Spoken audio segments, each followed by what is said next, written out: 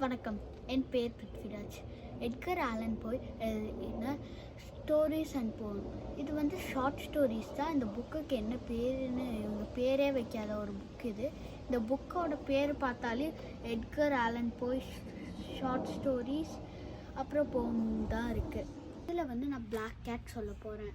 ஆரம்பத்திலே நான் இன்னும் கொஞ்சம் நேரத்தில் இறந்துருவேன், இல்லைன்னா கொல்லப்படுவேன்.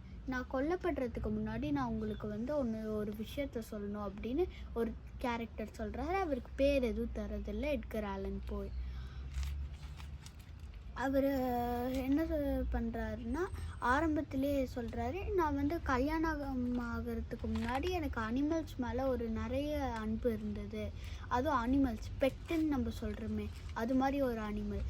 நமக்கு வீடை ஷேர் பண்ணிக்கிறோம், உணவை ஷேர் பண்ணிக்கிறோம், எல்லாமே ஷேர் பண்ணிருக்கோம் அந்த அனிமலுக்கு. அது மாதிரி ஒரு அனிமலை வந்து எனக்கு ரொம்ப பிடிக்கும். அந்த பெட்டை வந்து வாங்கணும் அப்படின்னு என் ஒய்ஃப்க்கும் ஆசை இருந்தது. அதனால நான் ரொம்ப சந்தோஷமானேன். நாங்கள் கோல்ட் ஃபிஷ்ஷில் இருந்து டாக் வரைக்கும் எல்லாம் வாங்கினோம். அப்புறம் கடைசியாக ஒரு கேட் வாங்கினோம்.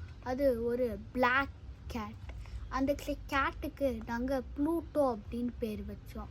அந்த ப்ளூட்டோ கேட் வந்து பிளாக் கலரில் இருந்தது. எப்பயுமே அன்பாக தான் இருக்கும். அது எப்போ பார்த்தாலும் நம்ம மெயின் கேரக்டரை ஃபாலோ பண்ணிக்கிட்டே தான் இருக்கும். அது ஃபாலோ பண்ணுறது தடுக்க வேண்டியதாகவே இருந்தது. அந்த மெயின் கேரக்டரும் கேட் கிட்ட அன்பாக பழகினார். எல்லாமே நல்லா போயிட்டுருக்கும் போது இது மாதிரி ஒரு தப்பான விஷயம் நடக்குது. என்னென்னா, அந்த மெயின் கேரக்டர் குடிக்க பழகுறாரு, ட்ரிங்க்ஸ் பண்ணுறாரு. அது மட்டும் இல்லாமல் அது ஸ்ட்ராங் ட்ரிங்க்ஸ் குடிக்கிறாரு. அதனால மனசு கெட்டு போகுது. சந்தோஷம் அப்படின்னா என்னென்னு மறக்கிறாரு, சிரித்து பேசுறதுன்னா என்னென்னு மறக்கிறாரு.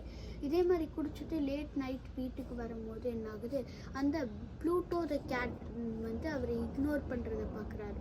அதனால பயங்கர கோபமாகி அவர் கோட் பாக்கெட்டில் இருந்த கத்தி எடுத்து அதோட கண்ணை அப்படியே வெட்டி எடுத்துடுறாரு.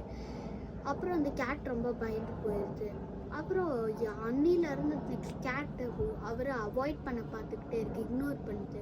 அது வந்து இன்னும் கடுப்பு தான் ஏற்றுது அவரை. அது மாதிரி பண்ண உடனே அவர் அந்த கேட்டை வந்து தூக்கு மாட்டி கொன்னுடுறாரு. எங்கே, அவர் வீட்டில். அந்த வீட்டில் கொல்லும் போது அதே நைட்டு கரெக்டாக தீ பிடிக்கிறதுனால ப்ளூட்டோ த கேட் அப்படியே நெருப்பில் எரிஞ்சு போயிடுச்சு. அந்த ப்ளூட்டோ த கேட் பற்றி அப்புறம் நினைவு இருக்கிறது இல்லை. அப்புறம் அவர் என்ன பண்ணுறாரு, வேறு ஒரு வீட்டுக்கு போகிறாரு. அந்த வீட்லேயே வந்து இன்னொரு கேட் வருது. அந்த கேட் வந்து ப்ளூட்டோ த கேட் மாதிரி இல்லை, ஆனால் அதுக்கு வந்து நிறைய ஸ்பாட்ஸ்லாம் இருக்குது, பேச்சஸ் அது இருக்குது. அப்புறம் வந்து அந்த கேட்டும் அவரோட அன்பாக தான் பழகுது. அதை கேட்டை அவர் இக்னோர் பண்ண ட்ரை பண்ணாலே அது வந்துக்கிட்டே தான் இருக்குது. ஒரு நாள் என்ன ஆகுது, அவர் வந்து அந்த கேட்டை கொல்லலான்னு போகும்போது அவங்க ஒய்ஃப் தடுத்துடுறாங்க. தடுத்த உடனே கோவமாகி அவர் ஒய்ஃபையே குத்திடுறாரு. அவர் குத்துன உடனே ஐயோ என் ஒய்ஃபை நான் குத்திட்டேன்னு அப்படின்னு ரொம்ப சேடாகிறாரு. அப்புறம் அந்த கேட்டுக்கு ஒரு கண் இல்லாததை பார்த்து அதிர்ச்சி ஆகுறாரு. ஒருவேளை இது ப்ளூட்டோ த கேட்டாக இருக்குமோ அப்படின்னு நினைக்கிறாரு. அவரோட ஒய்ஃபோட பாடியை இப்போ மறைக்கணும். அந்த பாடியை சிம்னிக்குள்ளே சொருகி அப்புறம் கல்லை வச்சு அப்படியே மறைச்சிடுறாரு. 1% கூட இல்லை அதை கண்டுபிடிக்க. அப்புறம் அந்த கேட்டு ஓடி போயிடுது. பக்கத்து வீட்டுக்காரங்கள்கிட்டலாம் ஏதோ சொல்லி அவங்க ஒய்ஃப் எங்கேயோ போயிட்டாங்கன்னு சமாளிக்கிறாங்க. அதே மாதிரி ஒரு நாள் போலீஸ் வராங்க. அப்புறம் ஏதோ ஒரு காரணத்தை சொல்கிறாரு. அப்புறம் போலீஸ் வந்து பேஸ்மெண்ட்டில் இருந்து எல்லா இடத்தையும் தேடுறாங்க.